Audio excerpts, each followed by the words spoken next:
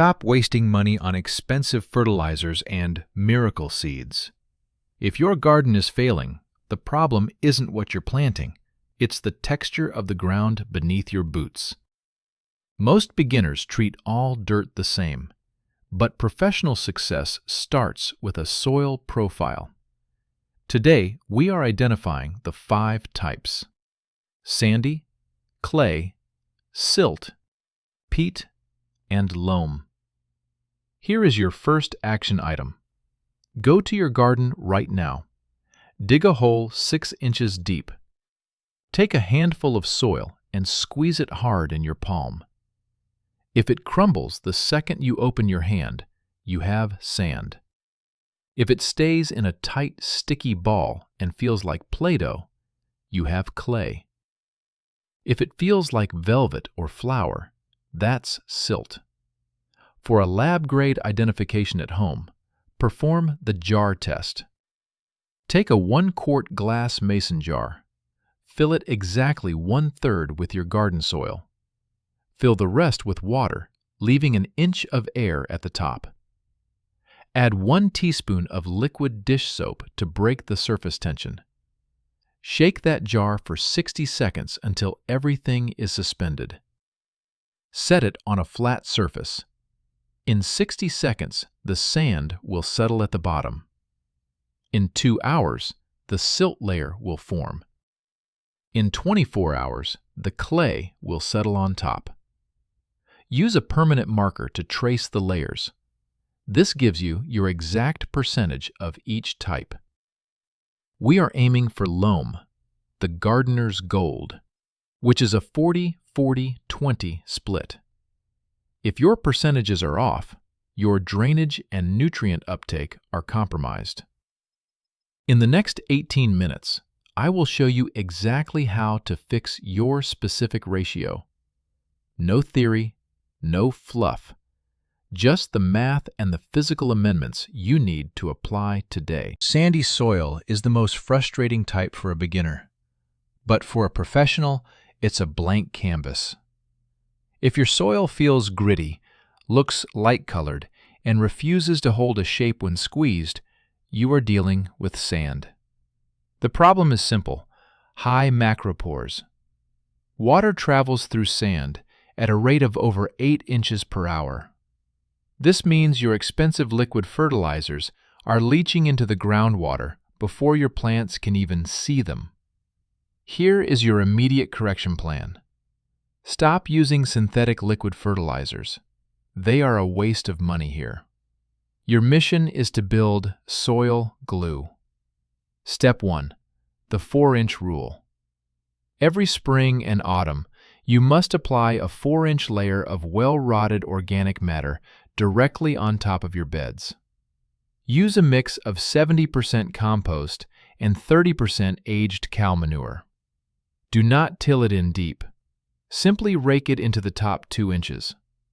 This organic matter acts like a sponge, increasing your water-holding capacity by up to 50% within 1 season. Step 2. Massive mulching.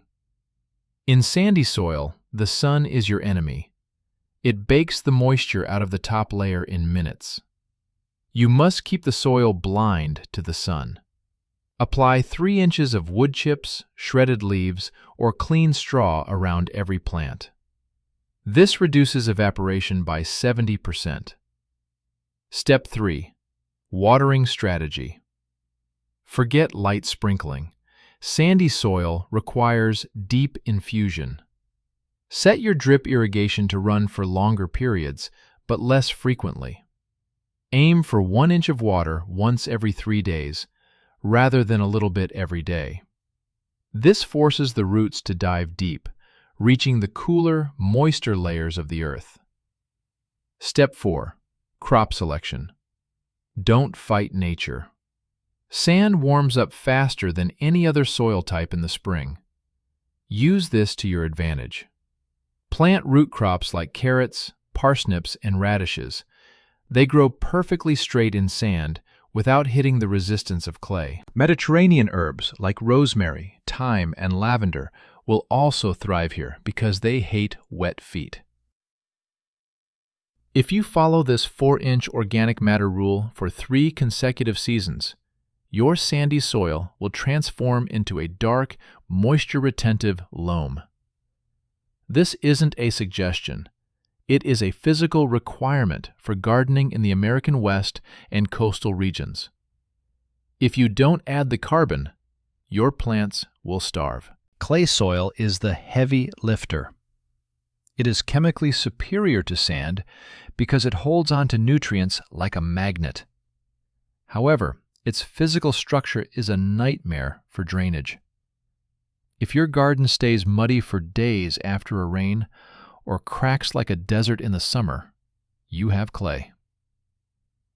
The identification test. Take a handful of moist soil, roll it into a ball, then try to flatten it into a ribbon between your thumb and forefinger. If that ribbon grows longer than 2 inches before breaking, your clay content is dangerously high. Your plants are likely suffocating because there is 0 oxygen reaching the roots. The golden rule. Never, ever work clay soil when it is wet. Walking on wet clay or tilling it collapses the microscopic air pockets. You will turn your garden into a brickyard that takes years to repair. If the soil sticks to your boots, stay out of the garden.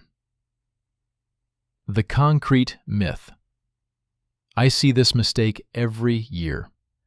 Gardeners adding sand to loosen clay. Do not do this. Combining fine clay particles with sand creates a material almost identical to low-grade concrete. You will ruin your soil permanently. Your action plan for heavy clay. Aerate. Don't flip. Throw away the motorized tiller.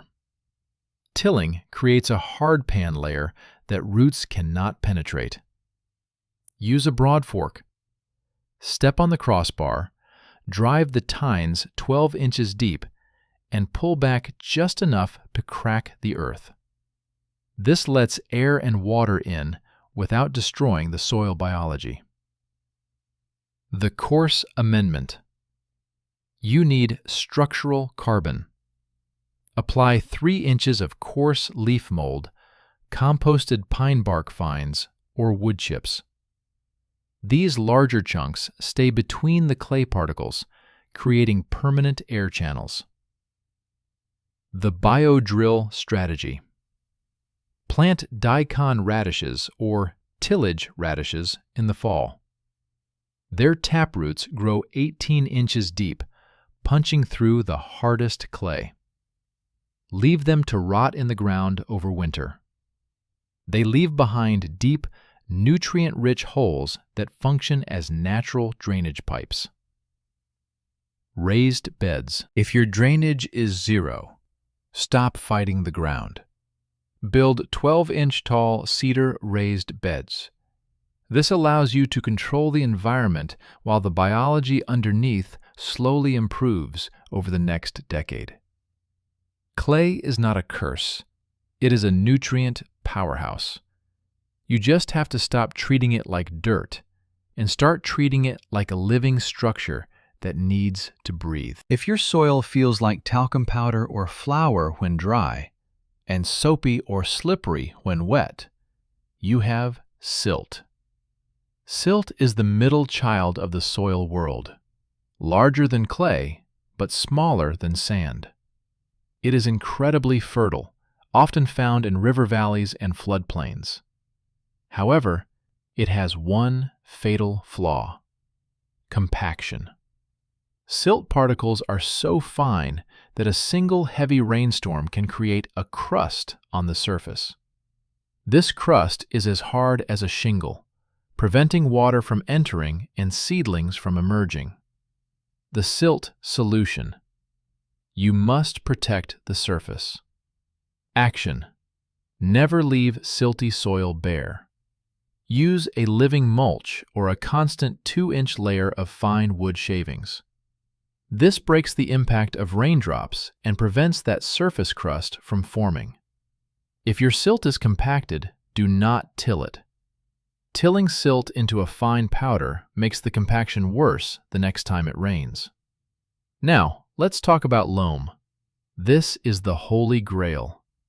If your jar test showed a 40-40-20 split of sand, silt, and clay, congratulations, you have the best gardening soil on the planet. It drains well, holds nutrients, and stays aerated. But here is the warning. Loam is easy to lose. How to maintain your loam? Stop the tiller. Tilling is a short-term gain for a long-term loss. It pulverizes the soil aggregates and kills the fungal hyphae that hold your loam together.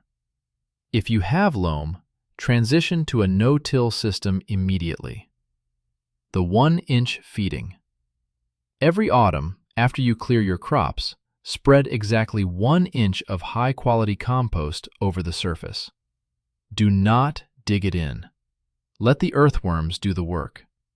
They will pull that organic matter down, maintaining the perfect crumb structure. Cover crops. Your soil should never be naked. In the winter, plant crimson clover or hairy vetch. These green manures fix nitrogen from the atmosphere and keep the soil biology active during the off-season. The crumb test. High-quality loam should look like dark chocolate cake crumbs. If you squeeze it, it stays together. But if you poke it with one finger, it falls apart effortlessly. That is the structure you are protecting. Your goal isn't just to grow plants. It's to farm the microbes that build loam. If you take care of the microbes, the plants will take care of themselves. You can have the most perfect soil texture in the world, but if your soil chemistry is broken, your plants will starve in a sea of plenty. This is the invisible barrier. We are focusing on 2 rare soil types, peat and chalk, and the one metric that dictates everything, pH. Peat soil is almost pure organic matter. It's dark, spongy, and holds massive amounts of water. While it's prized in potting mixes, in a garden bed, it is often too acidic for most vegetables. On the opposite end is chalky soil. It's pale, stony, and sits on a bed of limestone. It is heavily alkaline. If you see your plant's leaves turning bright yellow while the veins stay green, you have iron chlorosis. Your soil has iron, but the high pH has locked it into a chemical form the plant cannot eat. The digital standard. Stop using paper test strips or those $5 color-changing kits. They are notoriously inaccurate. To manage a serious farm or garden, you need a digital pH probe. A reading of 7.0 is neutral. Most vegetables, tomatoes, peppers, and greens, require a sweet spot between 6.2 and 7.0. The Precision Testing Protocol. Sample collection. Don't just test the surface. Dig 6 inches down. Collect soil from 4 different corners of your bed and mix them in a clean plastic bucket. The slurry method. Place 2 tablespoons of soil in a clean glass. Add 2 tablespoons of distilled water. Do not use tap water. Its natural alkalinity will hijack your results. The reading. Stir the slurry and let it sit for 10 minutes. Insert your calibrated digital probe. How to fix the chemistry. If your pH is below 6.0, acidic, you need garden lime. Action. Apply pelletized dolomitic lime. It adds magnesium along with calcium. Dosage. To raise pH by 1.0 point in sandy soil, apply 4 pounds per 100 square feet. In clay soil, you need 8 to 10 pounds for the same result. If your pH is above 7.5, alkaline, you need elemental sulfur. Action: apply pelletized sulfur. Avoid aluminum sulfate. It can be toxic to roots in high doses. Dosage: to lower pH by 1.0 point, apply 1 pound per 100 square feet. The hard truth about timing. Soil chemistry is a slow motion reaction. If you apply lime or sulfur in the spring, it won't fully activate until the harvest is already over. You must amend your soil in the autumn. This gives the soil microbes and winter moisture 6 months to break down the minerals. Test in October, amend in November, and you will have a perfect 6.5 pH by April. Never guess. One $20 tester will save you hundreds of dollars in lost crops and wasted fertilizer. Stop watching and start doing. Knowledge without application is just a hobby. We are here for results. To transform your soil from a liability into an asset, you need a disciplined schedule. Here is your 30-day soil turnaround calendar. This is the exact sequence used by professional market gardeners to prep their beds for high-yield production. Week 1. The physical audit. On day 1, perform the jar test we discussed in Part 1. Do not test just one spot. Take samples from your north, south, and central beds. By day 3, your layers will have settled. Record your percentages of sand, silt, and clay. On day 5, perform the percolation test. Dig a hole 12 inches deep, fill it with water, let it drain, then fill it again and time how long it takes to empty. If it takes more than 4 hours, you have a drainage emergency. If it takes less than 10 minutes, you have a retention crisis. Week 2. The chemical audit. On day 8, use your digital pH probe. Test the soil at a 6-inch depth in the same spots you took your jar samples. Do not skip the distilled water step. Tap water will give you a false reading. By day 10, do the math. If you have 500 square feet of garden and need to raise the pH by 1 point, you need exactly 25 pounds of garden lime. On day 12, order your amendments. Week 3. Logistics and sourcing. On day 15, stop buying 40-pound bags of compost at the big box store. You are paying for plastic and water. Instead, call a local landscape supply and order screened organic compost by the cubic yard. For a standard 1,000 square foot garden, a 4-inch layer requires approximately 12 cubic yards of material. Have it delivered by day 18. Also, source your mulch, either clean wheat straw or arborist wood chips. Week 4. Implementation. This is the work week. Day 22. Clear all weeds and old crop residue. Do not till. Day 24. Apply your pH amendments, lime or sulfur, directly to the surface. Day 25. Spread your 4 inches of compost. Use a leveling rake to ensure an even grade. Day 27. Install your drip irrigation lines on top of the compost. Day 30. Seal the entire system with 3 inches of mulch. The result. By day 30, you have created a managed ecosystem. The compost provides immediate nutrients.